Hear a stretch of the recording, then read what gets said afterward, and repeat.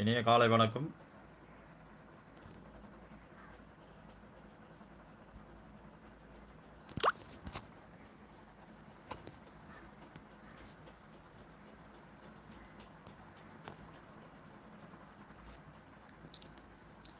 வாழ்க வளமுடன்.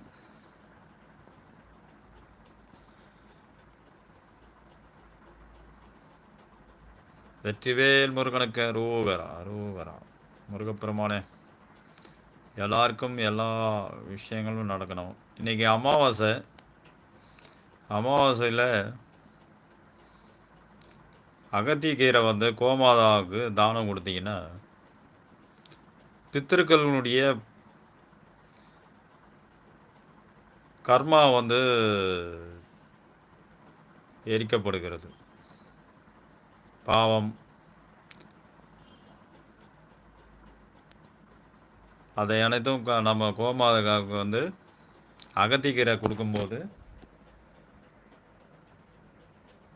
ஒரு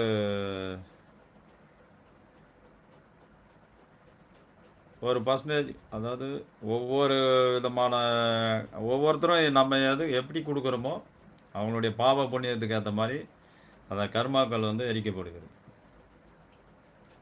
ஹலோ ஃப்ரெண்ட்ஸ், நீங்களும் அந்த மாதிரி கொடுங்க. கோமாதாவுக்கு கோதானம் பண்ணுங்கள். அரிசி, வெல்லம், வாழைப்பழம் கலந்து கோமாதாவுக்கு கொடுங்க.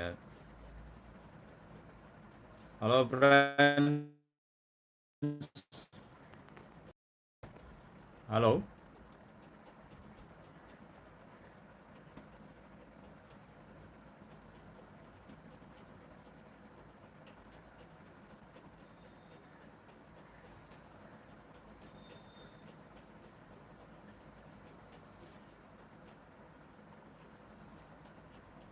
இந்த அமாவாசை நாளில் நல்ல எண்ணங்கள், சிந்தனையை வளர்த்துக்குவோம்.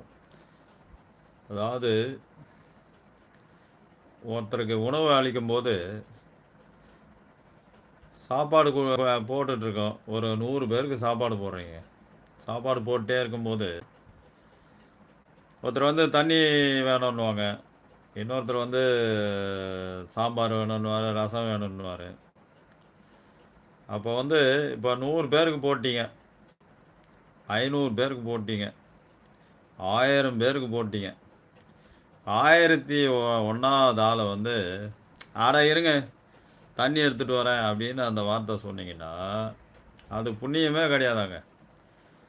அதாவது வரேன், தண்ணி கொண்டு வரேன், சாப்பாடு எடுத்துகிட்டு வரேன், உணவு எடுத்துகிட்டு வரேன், கொஞ்சம் பொறுத்துங்க, கொண்டு வரேன் அப்படின்னு சொன்னீங்கன்னா அதனுடைய புண்ணியம் உண்டாங்க. அது ஒரு சி அப்படின்னு ஒரு வார்த்தை சொல்லிட்டா கூட அந்த 1000 பேருக்கு போட்ட சாப்பாடு புண்ணியம் கிடையாதான். புரியுதுங்களா? ஆகையால் நம்ம ஒருத்தருக்கு உணவை கொடுக்கும்போது உள் மனசுலேருந்து மன திருப்தியோட ஏகாந்தமாக, அதாவது மன நிறைவோடு கொடுக்கணுங்க. சரிங்களா? மன நிறைவோடு கொடுக்கணும். இப்போ அவர் வராரு, இது 2 அதாவது ஜாங்கிரி இருக்குது, பாதுஷா இருக்குது அப்படின்னாக்கா அதை வச்சு 1 போகிறோம் 2 போகிறோம் அப்படின்லாம் சொல்லக்கூடாது.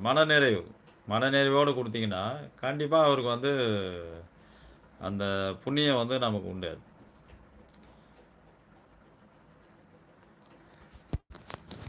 ஹலோ ஃப்ரெண்ட்ஸ், இன்றைக்கி கோதானம் பண்ணுங்க,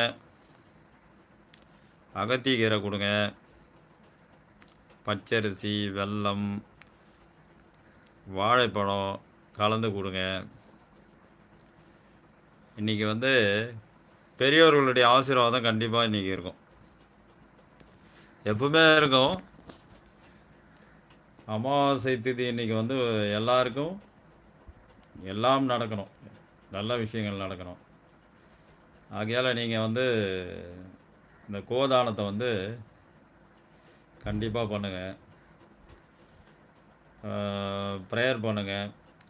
அப்பாவினுடைய அப்பா, அம்மா, அண்ணா, ஆயா, பாட்டி, தாத்தா, முன்னோர்களுடைய